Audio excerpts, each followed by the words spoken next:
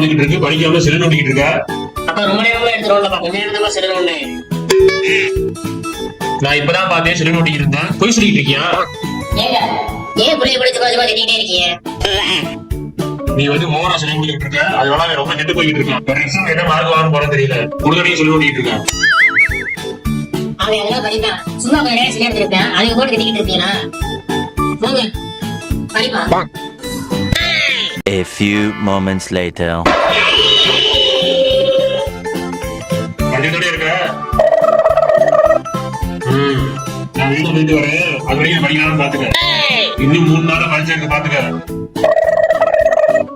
நீ படிப்பா.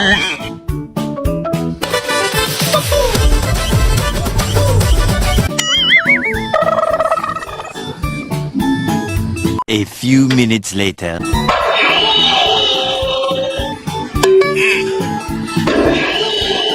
பாரு, அவன் சும்மா சும்மா முடிக்கிட்டே இருக்காரு. ஏங்க நான் முறை சொல்லிட்டேன், அவனை நோண்டாதீங்க அப்படின்னு. போங்க நாளைக்கு. 3 days later. ஐயோ, சார் புடிச்சு கொடுத்த எல்லா கொஸ்டின் வந்திருக்கு. படிச்சிருந்தா சூப்பர் எக்ஸாம் எழுதிருக்கலாமே. போச்சு, எல்லாம் ஃபெயில் ஆக போச்சு.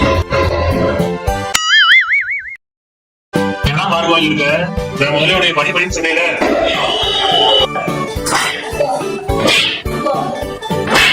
என்ன நீங்க நடிச்சுட்டே இருக்கீங்க? அம்மா எனக்கு சப்போர்ட் பாக்குறீங்களா? ரெண்டே கொடுத்த உடனே அடிக்க சொன்னே உங்க அம்மா தான்டா. அவ விளக்கமா தெரிஞ்சு வந்துட்டு இருக்கா. கிரியாளா உடம்ப இரும்பாக்கிக்கடா, அடமலா ஆரம்பிச்சு வெளுத்து வாங்க போகுது.